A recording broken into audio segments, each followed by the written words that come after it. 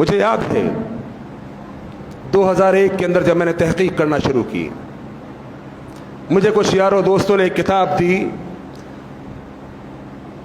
بڑی معروف کتاب اس وقت ذہن سے نکل گیا، نماز کی، نماز نبوی۔ کچھ دوستوں نے وہ کتاب مجھ کو دی کہ یار یہ کتاب تو آپ ذرا مطالعہ کیجئے گا۔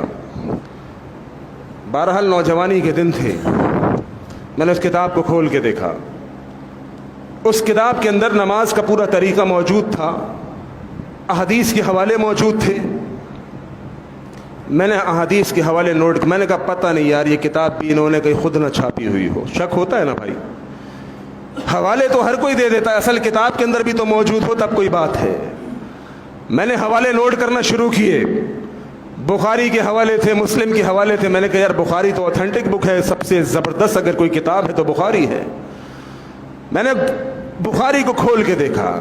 میں ایک اسکول کے اندر جاب کرتا تھا، Rakhshanda public school Orangi town میں، گھر میں تو تھی نہیں بخاری، ہمیں بخاری سے کیا مطلب بھائی، قرآن حدیث کو خود سے پڑھیں گے تو گمراہ ہو جائیں گے۔ گھر میں تو تھی نہیں بخاری، لائبریری کے اندر اسکول کے موجود تھی۔ میں نے کہا چلو یار کھول کے دیکھتے ہیں، ترجمہ بریلوی عالم نے کیا ہوا تھا۔ میں نے کہا چلو یہ تو اور بھی اچھی بات ہے، اگر ان اہل حدیثوں نے جو اس میں حوالے دیے ہیں بخاری کے اندر اگر وہ مل گئے تو ٹھیک ہے۔ میں نے بخاری کھول کے دیکھا، ہاں ترجمہ بھی ان کا اپنا بریلوی مسلک کا تھا۔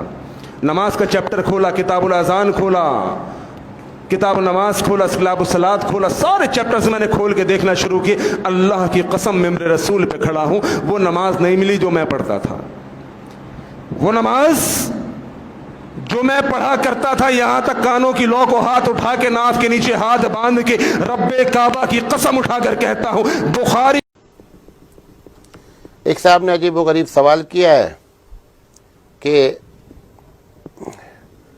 مولانا صاحب اہل حدیث کی تعداد ہمارے شہر میں بڑھ رہی ہے، اس کی کیا وجہ ہے؟ اس کی پہلی وجہ یہ ہے کہ ہم بے دلیل بات کرتے ہیں، وہ دلیل کے ساتھ بات کرتے ہیں، پہلی وجہ۔ ہمارے یہاں مدارس میں ہم کو فقہ پڑھائی جاتی ہے اور حدیث سے دلیل نہیں دی جاتی ہے، یہ بنیادی وجہ ہے۔ نمبر 2، یہ ایک حقیقت ہے، مجھے کہنا نہیں چاہیے، بعض لوگ اس سے بھی ناراض ہوتے ہیں کہ آپ اہل حدیث ہیں، جس حق کو تسلیم کرو اسی جماعت کے لوگ ماننے لگتے ہیں۔ اور 1000 مرتبہ میں نے دیوبندیت اور حنفیت کو حق بات کہا ہے تو اس کو لوگ ماننے کے لیے تیار نہیں کہ پکا دیوبندی حنفی ہے۔ دوسروں کو اگر حق کہہ دیں حق بات میں تو لوگ ناراض ہو جاتے ہیں۔ بہرحال لوگ ناراض ہوتے ہیں، مجھ سے مجھے کوئی خاص فرق نہیں پڑتا ہے۔ دوسری وجہ یہ ہے کہ بدعت اور شرک سے ایک بڑی تعداد اہل حدیث کی پاک ہوتی ہے، یہ اس کی برکت ہے کہ لوگ اہل حدیث بنتے ہیں۔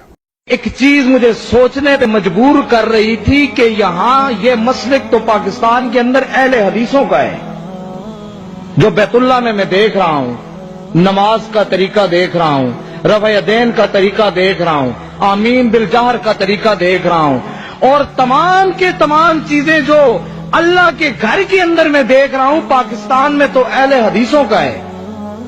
اور بہت ہی غلط نظریہ عام لوگ رکھتے تھے اہل حدیثوں کے بارے میں، کبھی سنا بھی نہیں تھا اہل حدیثوں کو، دیوبندیوں کو پھر سن لیتے تھے، کیوں کہتے تھے کوئی بات نہیں ہے، وہ بھی حنفی ہیں ہم بھی حنفی ہیں، سیم ہے، سیم سے شرک در شرک ہے، کوئی بات نہیں، سن لیتے تھے۔ اہل حدیثوں کو کبھی نہیں سنا تھا، کبھی گئے ہی نہیں تھے، لیکن یہ بات ہمارے سامنے اکثر رہتی تھی کہ یہ طریقے اہل حدیثوں کے ہیں۔ پوچھتے رہتے ہیں کہ آپ اہل حدیث کیوں؟ ارے میں اہل حدیث ہوا ہی نہیں تھا کبھی۔ میں نے تو دین کو جب سمجھا، جب میں نے تضاد دیکھا نا، حدیث و قرآن کا ٹکراؤ دیکھا، اور میں نے فیصلہ کر لیا اندر ہی اندر کہ میں قرآن و سنت پہ چلوں گا، صحابہ والا اسلام۔ مجھے کیا پتا تھا اہل حدیث کیا ہوتا ہے؟ ہم کو تو بچپنے سے پڑھایا گیا کہ اہل حدیث گستاخ رسول ہوتا ہے، یہودی ہوتا ہے، رسول کو مانتا ہی نہیں، اس لیے ہم نے کبھی جھانک کے دیکھا ہی نہیں۔ کسی اہل حدیث کو دیکھتے راستہ موڑ لیتے تھے کہ سلام نہ کرنا پڑ جائے، بھیا ان کے سلام سے نکاح ٹوٹ جاتا، یہی سکھا رکھا تھا، دھوکے میں سلام کر لیا بیوی ہاتھ سے نکل جائے گی۔ جب ہدایت ہم کو ملی، ہم نے جب سمجھا کہ قرآن و سنت پر چلنا ہی دین ہے، ہم نے چپکے سے استعفا دیا، گھر پہنچ گئے۔ تو 2 سال کے بعد میری تقریر ہو رہی تھی، کہیں پر ایک اہل حدیث نے سنا اور उसने मुझसे कान में आकर कहा कि हजरत, सुबह मेरे घर आया, उसने कहा कि आज जो आपने तकरीर की है ना, वो बिल्कुल मेरे मौलवी जैसे की है। तब दिल में ख्याल आया इसके मौलवी को भी आजमा के देखें, और देखा, और तब पता चला कि यार हम तो अहले हदीस हो गए। ये अहले हदीस होने के कई साल बाद मुझे पता चला कि मैं तो अहले हदीस हो गया, वरना तो हम डर के, मतलब जिसे होता है ना कि हमारे यहाँ एक कहावत है कि दूध का जला छाछ को भी फूंक के पीता। दूध से किसी दिन मुंह जल जाए ना बिल्ली का, तो छाछ को भी पिएगा, तो फूंक फूंक के पिएगा, कहीं ये भी ना जला दे। तो हम तो इतना हसास हो गए थे कि हम तो एक एक चीज सोच समझ कर करते थे, कुरान सुन्नत को देखते थे, और हम बाकायदा तजर्बे के लिए उनके बीच में गए। अहमदिया सल्लल्लाहु अलैहि वसल्लम पूछते रहते हैं कि आप अहले हदीस क्यों?